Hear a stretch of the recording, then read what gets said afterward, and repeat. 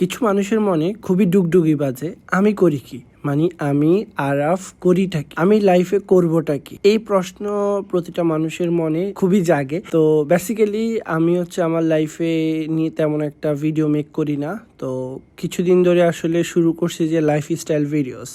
So ভিডিওসগুলো আপনাদের মাঝে একটু শেয়ার করি যে আমি মাঝে মধ্যে করি কি, টুকিটাকি একটু দেখাই আর কি। পুরো দেখালে তো আবার সমস্যা আছে, যাই হোক পুরো না দেখাই। তো লাইফে আমার ফার্স্ট প্রত্যেক উইকে আমার ফ্রাইডেতে আমার ক্লাস থাকে, আমি ভার্সিটিতে যাই।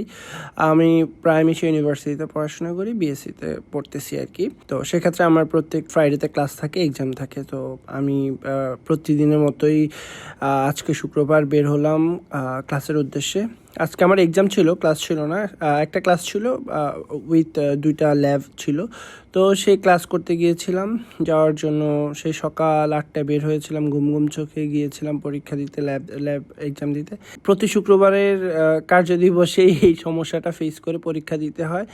তাও 5 মিনিট লেট হয়েছিল, তা আলহামদুলিল্লাহ পরীক্ষা দিতে পেরেছি, ভালো একটা এক্সাম দিয়েছি। তারপরে চলে এসেছিলাম জুমার নামাজের জন্য। 3টা 15তে পরীক্ষা ছিল, তারপরে 3টা 15তে আবার পরীক্ষা দিতে চলে গেলাম।